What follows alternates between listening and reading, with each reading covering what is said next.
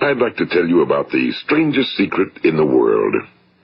Some years ago, the late Nobel Prize-winning Dr. Albert Schweitzer was being interviewed in London, and a reporter asked him, "Doctor, what's wrong with men today?" And the great doctor was silent a moment, and then he said, "Men simply don't think." It's about this that I want to talk with you. We live today in a golden age. This is an era that man has looked forward to, dreamed of, and worked toward for thousands of years. But since it's here, we pretty well take it for granted. We in America are particularly fortunate to live in the richest land that ever existed on the face of the earth, a land of abundant opportunity for everyone. But do you know what happens? Well, let's take 100 men who start even at the age of 25. Do you have any idea what will happen to those men by the time they're 65? These 100 men who all start even at the age of 25 believe they're going to be successful. If you ask any one of these men if he wanted to be a success, he'd tell you he did. And you'd notice that he was eager toward life, that there was a certain sparkle to his eye, an erectness to his carriage, and life seemed like a pretty interesting adventure to him. But by the time they're 65, 1 will be rich. 4 will be financially independent. 5 will still be working. 54 will be broke. Now think a moment. Out of the 100, only 5 make the grade. Now why do so many fail? What has happened to the sparkle that was there when they were 25? What's become of the dreams, the hopes, the plans? And why is there such a large disparity between what these men intended to do and what they actually accomplished? When we say about 5% achieve success, we have to define success. And here's the best definition I've ever been able to find. Success is the progressive realization of a worthy ideal. If a man is working toward a predetermined goal and knows where he's going, that man is a success. If he's not doing that, he's a failure. Success is the progressive realization of a worthy ideal. Rollo May, the distinguished psychiatrist, wrote a wonderful book called Man's Search for Himself. And in this book he says, the opposite of courage in our society is not cowardice. It is conformity. And there you have the trouble today. It's conformity, people acting like everyone else without knowing why, without knowing where they're going. Now think of it. In America right now, there are over 18 million people 65 years of age and older. And most of them are broke. They're dependent on someone else for life's necessities. Now, we learn to read by the time we're 7. We learn to make a living by the time we're 25. Usually by that time, we're not only making a living, we're supporting a family. And yet by the time we're 65, we haven't learned how to become financially independent in the richest land that has ever been known.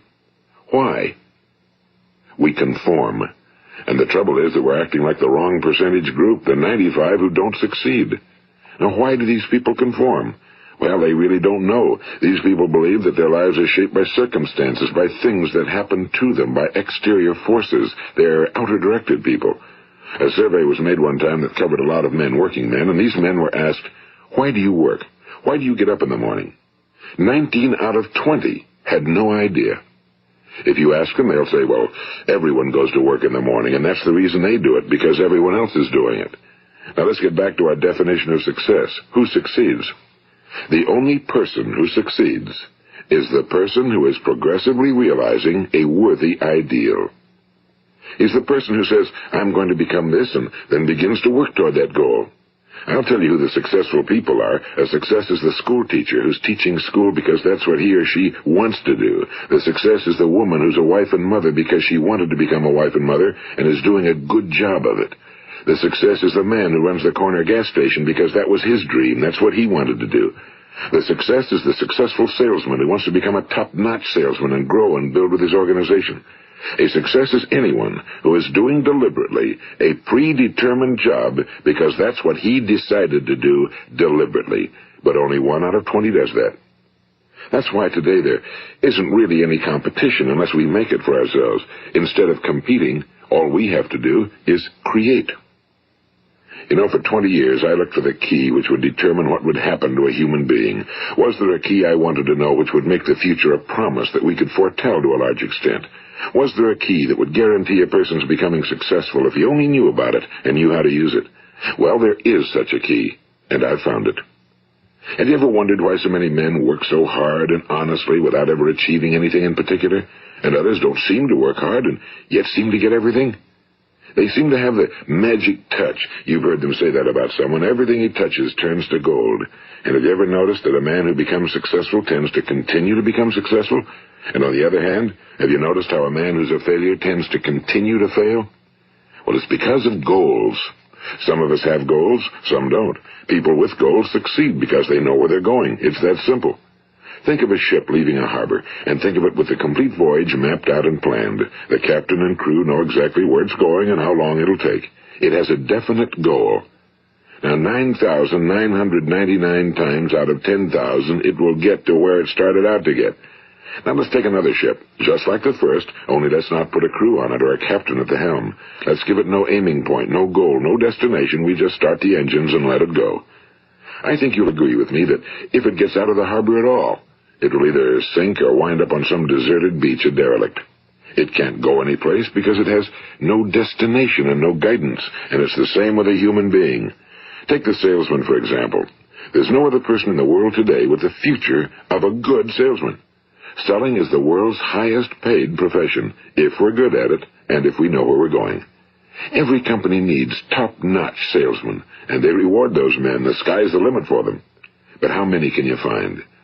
Someone once said the human race is fixed, not to prevent the strong from winning, but to prevent the weak from losing. The American economy today can be likened to a convoy in time of war. The entire economy is slowed down to protect its weakest link, just as the convoy had to go at the speed that would permit its slowest vessel to remain in formation. That's why it's so easy to make a living today. It takes no particular brains or talent to make a living and support a family today. So we have a plateau of so-called security, if that's what a person's looking for. But we do have to decide how high above this plateau we want to aim. Now let's get back to the strangest secret in the world, the story that I wanted to tell you today. Why do men with goals succeed in life and men without them fail? Well, let me tell you something which, if you really understand it, will alter your life immediately. If you understand completely what I'm going to tell you from this moment on, your life will never be the same again. You will suddenly find that good luck just seems to be attracted to you. The things you want just seem to fall in line, and from now on you won't have the problems, the worries, the gnawing lump of anxiety that perhaps you've experienced before. Doubt, fear, well, they'll be things of the past. Here's the key to success and the key to failure. We become what we think about. Now let me say that again.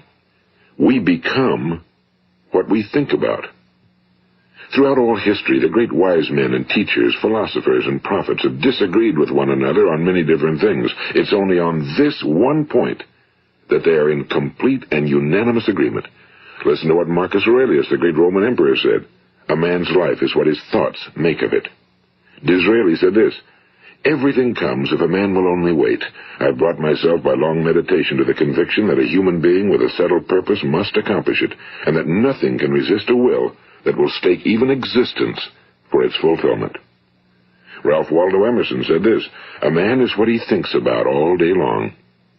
William James said, the greatest discovery of my generation is that human beings can alter their lives by altering their attitudes of mind. And he also said, we need only in cold blood act as if the thing in question were real, and it will become infallibly real by growing into such a connection with our life that it will become real. It will become so knit with habit and emotion that our interest in it will be those which characterize belief. And he also said, if you only care enough for a result, you will almost certainly attain it. If you wish to be rich, you will be rich. If you wish to be learned, you will be learned. If you wish to be good, you will be good. Only you must then really wish these things, and wish them exclusively, and not wish at the same time 100 other incompatible things just as strongly. In the Bible, you read in Mark 9:23, if thou canst believe, all things are possible to him that believeth. My old friend Dr. Norman Vincent Peale put it this way, this is one of the greatest laws in the universe. Fervently do I wish I had discovered it as a very young man. It dawned upon me much later in life, and I found it to be one of the greatest, if not my greatest discovery outside of my relationship to God. The great law, briefly and simply stated, is that if you think in negative terms, you will get negative results. If you think in positive terms, you will achieve positive results. That is the simple fact, he went on to say, which is at the basis of an astonishing law of prosperity and success. In 3 words, believe and succeed. William Shakespeare put it this way: our doubts are traitors and make us lose the good we oft might win by fearing to attempt. George Bernard Shaw said, people are always blaming their circumstances for what they are. I don't believe in circumstances. The people who get on in this world are the people who get up and look for the circumstances they want, and if they can't find them, make them. Well, it's pretty apparent, isn't it? And every person who discovered this for a while believed that he was the first one to work it out. We become what we think about. Now, it stands to reason that a person who's thinking about a concrete and worthwhile goal is going to reach it, because that's what he's thinking about, and we become what we think about. Conversely, the man who has no goal, who doesn't know where he's going, and whose thoughts must therefore be thoughts of confusion and anxiety and fear and worry, becomes what he thinks about. His life becomes one of frustration and fear and anxiety and worry. And if he thinks about nothing, he becomes nothing. Now, how does it work? Why do we become what we think about? Well, I'll tell you how it works as far as we know. Now, to do this, I want to tell you about a situation that parallels the human mind. Suppose a farmer has some land, and it's good fertile land. Now, the land gives the farmer a choice. He may plant in that land whatever he chooses. The land doesn't care. It's up to the farmer to make the decision. Now, remember, we're comparing the human mind with the land because the mind, like the land, doesn't care what you plant in it. It will return what you plant, but it doesn't care what you plant. Now, let's say that the farmer has 2 seeds in his hand. One is a seed of corn. The other is nightshade, a deadly poison. He digs 2 little holes in the earth, and he plants both seeds, one corn, the other nightshade. He covers up the holes, waters, and takes care of the land, and what will happen? Invariably, the land will return what's planted. As it's written in the Bible, as ye sow, so shall ye reap. Now remember, the land doesn't care. It'll return poison in just as wonderful abundance as it will corn. So up come the 2 plants, one corn, one poison. Now, the human mind is far more fertile, far more incredible and mysterious than the land, but it works the same way. It doesn't care what we plant. Success, failure. A concrete, worthwhile goal, or confusion. Misunderstanding, fear, anxiety, and so on. But what we plant, it must return to us. You see, the human mind is the last great unexplored continent on Earth.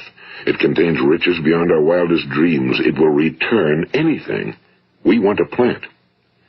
Now, you might say, well, if that's true, why don't people use their minds more? Well, I think they figured out an answer to that one, too. Our mind comes as standard equipment at birth. It's free, and things that are given to us for nothing we place little value on. Things that we pay money for, we value. The paradox is that exactly the reverse is true. Everything that's really worthwhile in life came to us free. Our minds, our souls, our bodies, our hopes, our dreams, our ambitions, our intelligence, our love of family and children and friends and country, all these priceless possessions are free. But the things that cost us money are actually very cheap and can be replaced at any time. A good man can be completely wiped out and make another fortune. He can do that several times. Even if our home burns down, we can rebuild it. But the things we got for nothing, we can never replace. The human mind isn't used because we take it for granted. Familiarity breeds contempt. It can do any kind of job we assign to it, but generally speaking, we use it for little jobs instead of big, important ones. Universities have proved that most of us are operating on about 10% or less of our abilities. So decide now, what is it you want? Plant your goal in your mind. It's the most important decision you'll ever make in your entire life. What is it you want? Do you want to be an outstanding salesman? A better worker at your particular job? Do you want to go places in your company? In your community? Do you want to get rich? All you've got to do is plant that seed in your mind, care for it, work steadily toward your goal, and it will become a reality. It not only will, there's no way that it cannot. You see, that's a law, like the laws of Sir Isaac Newton, the laws of gravity. If you get on top of a building and jump off, you'll always go down. You'll never go up, and it's the same with all the other laws of nature. They always work. They're inflexible. Think about your goal in a relaxed, positive way. Picture yourself in your mind's eye as having already achieved this goal. See yourself doing the things you will be doing when you've reached your goal. Ours has been called the phenobarbital age, the age of ulcers and nervous breakdowns and tranquilizers. At a time when medical research has raised us to a new plateau of good health and longevity, far too many of us worry ourselves into an early grave trying to cope with things in our own little personal ways without learning a few great laws that will take care of everything for us. These things we bring on ourselves through our habitual way of thinking. Every one of us is the sum total of his own thoughts. He is where he is because that's exactly where he really wants to be, whether he'll admit that or not. Each of us must live off the fruit of his thoughts in the future, because what you think today and tomorrow, next month and next year, will mold your life and determine your future. You're guided by your mind. I remember one time I was driving through eastern Arizona, and I saw one of those giant earth-moving machines roaring along the road at about 35 miles an hour with what looked like 30 tons of dirt in it. A tremendous, incredible machine, and there was a little man perched way up on top with the wheel in his hands guiding it. And as I drove along, I was struck by the similarity of that machine to the human mind. Just suppose you're sitting at the controls of such a vast source of energy. Are you going to sit back and fold your arms and let it run itself into a ditch? Or are you going to keep both hands firmly on the wheel and control and direct this power to a specific, worthwhile purpose? It's up to you. You're in the driver's seat. You see, the very law that gives us success is a two-edged sword. We must control our thinking. The same rule that can lead a man to a life of success, wealth, happiness, and all the things he ever dreamed of for himself and his family. That very same law can lead him into the gutter. It's all in how he uses it, for good or for bad. This is the strangest secret in the world. Now, why do I say it's strange, and why do I call it a secret? Actually, it isn't a secret at all. It was first promulgated by some of the earliest wise men, and it appears again and again throughout the Bible, but very few people have learned it, understand it. That's why it's strange, and why for some equally strange reason it virtually remains a secret. I believe that you could go out and walk down the main street of your town and ask one man after another what the secret of success is, and you probably wouldn't run into one man in a month who could tell you. Now, this information is enormously valuable to us if we really understand it and apply it. It's valuable to us not only for our own lives, but the lives of those around us, our families, employees, associates, and friends. Life should be an exciting adventure. It should never be a bore. A man should live fully, be alive. He should be glad to get out of bed in the morning. He should be doing a job he likes to do because he does it well. One time I heard Grove Patterson, the great late editor-in-chief of the Toledo Daily Blade, make a speech, and as he concluded his speech, he said something I've never forgotten. He said, "My years in the newspaper business have convinced me of several things. Among them, that people are basically good, and that we came from someplace, and we're going someplace. So we should make our time here an exciting adventure. The architect of the universe didn't build a stairway leading nowhere." And the greatest teacher of all, the carpenter from the plains of Galilee, gave us the secret time and time again. As ye believe, so shall it be done unto you. I've explained the strangest secret in the world and how it works. Now, on this side, I want to explain how you can prove to yourself the enormous returns possible in your own life by putting this secret to a practical test. I want you to make a test that will last 30 days. It isn't going to be easy, but if you'll give it a good try, it will completely change your life for the better.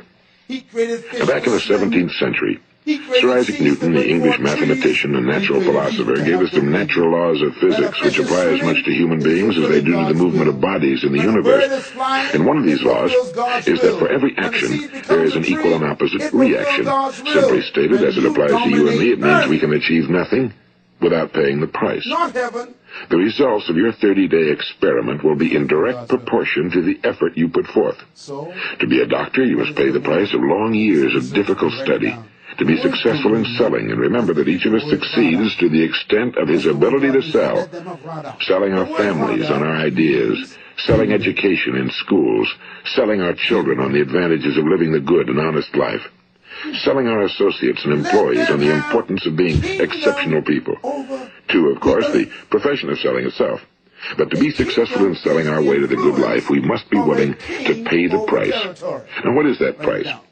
Well, it's many things. First, it's understanding emotionally as well as intellectually that we literally become what we think about, that we must control our thoughts if we're to control our lives. It's understanding fully that as ye sow, so shall ye reap.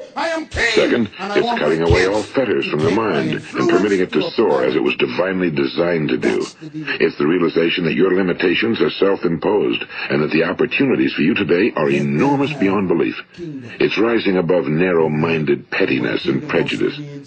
And third, it's using all your courage to force yourself to think positively on your own problem, to set a definite and clearly defined goal for yourself, to let your marvelous mind think about your goal from all possible angles, to let your imagination speculate freely upon many different possible solutions, to refuse to believe that there are any circumstances sufficiently strong to defeat you in the accomplishment of your purpose, to act promptly and decisively when your course is clear, and to keep constantly aware of the fact that you are, at this moment, standing in the middle of your own acres of diamonds, as Russell Conwell used to point out.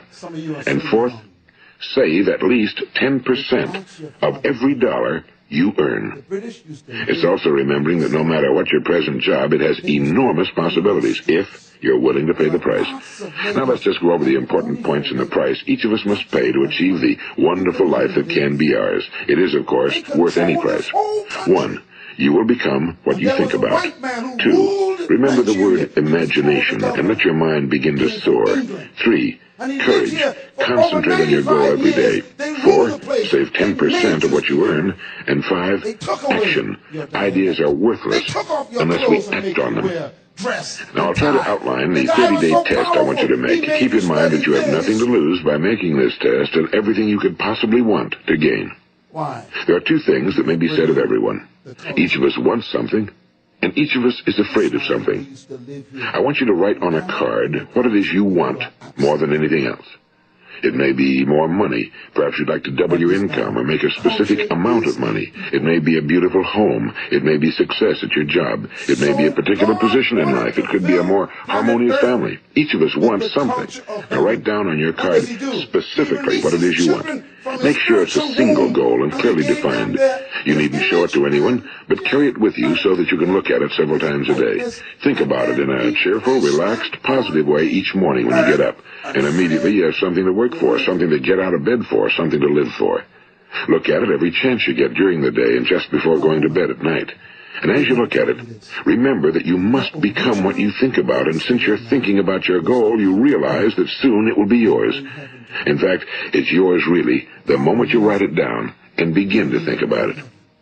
Look at the abundance all around you as you go about your daily business. You have as much right to this abundance as any other living creature. It's yours for the asking. Now we come to the difficult part. Difficult because it means the formation of what is probably a brand new habit, and new habits are not easily formed. Once formed, however, it will follow you for the rest of your life. Stop thinking about what it is you fear. Each time a fearful or negative thought comes into your consciousness, replace it with a mental picture of your positive and worthwhile goal. And there will come times when you'll feel like giving up. It's easier for a human being to think negatively than positively. That's why only 5% are successful. You must begin now to place yourself in that group. For 30 days, you must take control of your mind. It will think about only what you permit it to think about. Each day for this 30-day test, do more than you have to do. In addition to maintaining a cheerful, positive outlook, give of yourself more than you've ever done before. Do this knowing that your returns in life must be in direct proportion to what you give. The moment you decide on a goal to work toward, you're immediately a successful person. You are then in that rare and successful category of people who know where they're going. Out of every 100 people, you belong to the top 5. Don't concern yourself too much with how you're going to achieve your goal. Leave that completely to a power greater than yourself. All you have to do is know where you're going. The answers will come to you of their own accord and at the right time.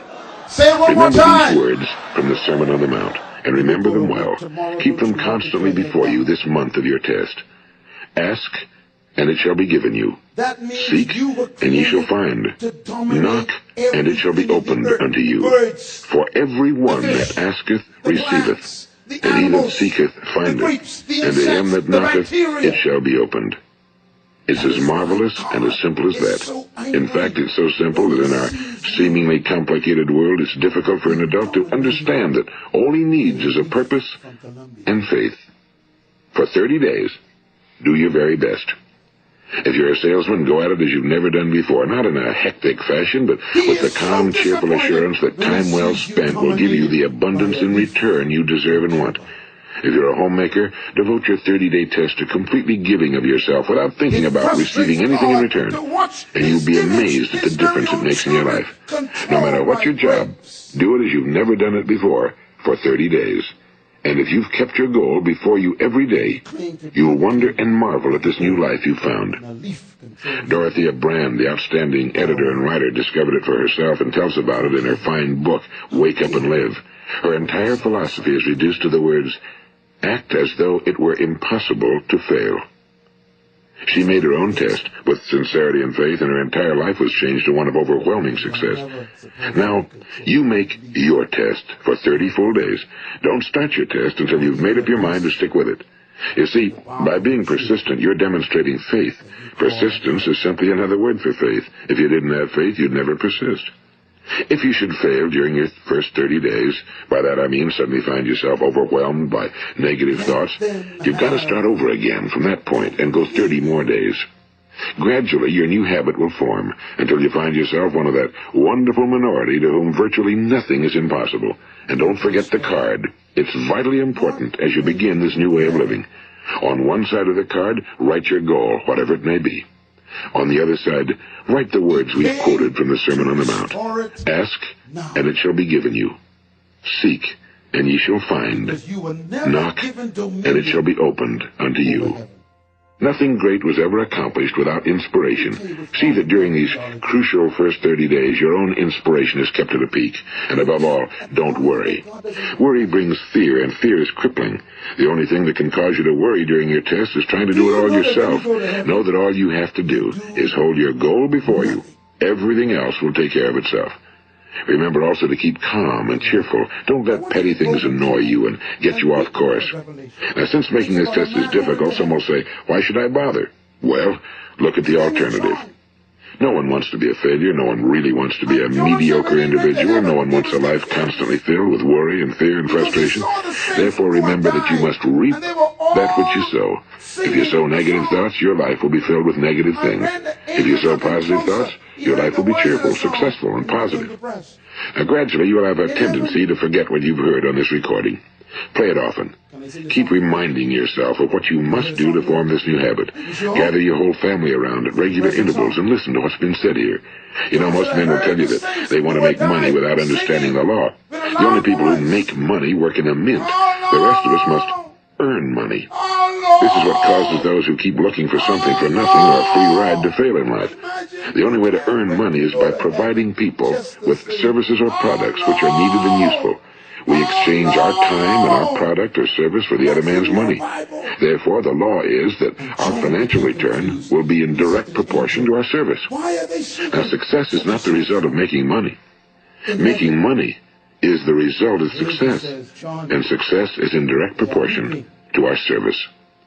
Most people have this law backwards. They believe that you're successful if you earn a lot of money. The truth is that you can only earn money after you're successful. It's like the story of the man who sat in front of the stove and said to it, give me heat, and then I'll add the wood. How many men and women do you know, or do you suppose there are today, who take the same attitude toward life? There are millions. We've got to put the fuel in before we can expect heat. Likewise, we've got to be of service first before we can expect money. Don't concern yourself with the money.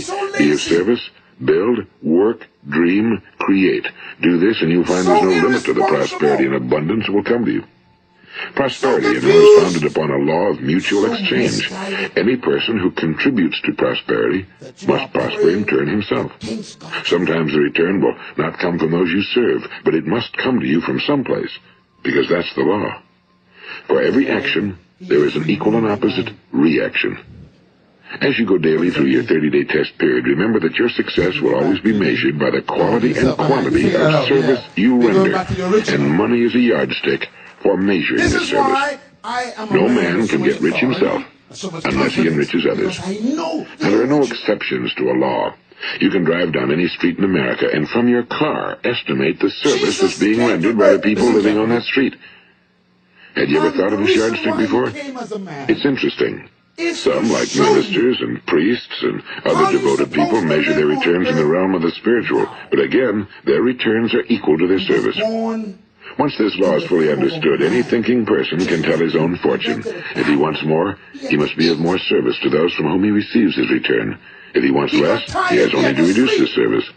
This is the price you must pay for what you want. If you believe you can enrich yourself by deluding others, you can end only by deluding yourself. It may take some time, but just as surely as you breathe, you'll get back what you put out. Don't ever make the mistake of thinking you can avert this. It's impossible. The prisons and the streets where the lonely walk are filled with people who tried to make new laws just for themselves. We may avoid the laws of man for a while, but there are greater laws that cannot be broken. An outstanding medical doctor recently pointed out 6 steps that will help you realize success. 1. Set yourself a definite goal. 2. Quit running yourself down. 3. Stop thinking of all the reasons why you cannot be successful and instead think of all the reasons why you can. 4. Trace your attitudes back through your childhood and try to discover where you first got the idea you couldn't be successful, if that's the way you've been thinking. 5. Change the image you have of yourself by writing out a description of the person you would like to be. And 6, act the part of the successful person you have decided to become. The doctor who wrote those words is a noted West Coast psychiatrist, Dr. David Harold Fink. Do what the experts since the dawn of recorded history have told you you must do. Pay the price by becoming the person you want to become. It's not nearly as difficult as living unsuccessfully. Make your 30-day test, then repeat it again, and each time it will become more a part of you until you'll wonder how you could ever have lived any other way. Live this new way and the floodgates of abundance will open and pour over you more riches than you may have dreamed existed. Money? Yes, lots of it. But what's more important, you'll have peace. You'll be in that wonderful minority who lead calm, cheerful, successful lives. Start today. You have nothing to lose, but you have a whole life to win. This is Earl Nightingale, and thank you. And they dried up. He took control, not of people.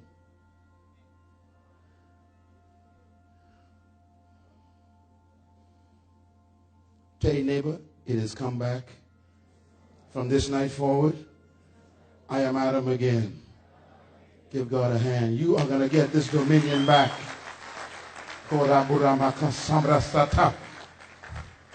This is not some religion. This is real.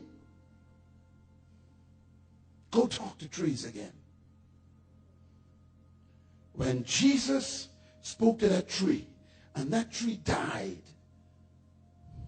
his disciples were from Nigeria. How do I know? They were shocked. And the Bible says they said to Jesus, "Look, Master, look, the tree died." Of course it died, he says. I spoke to it. And then he says, "Do you think this is great?" He says, "You could speak to mountains."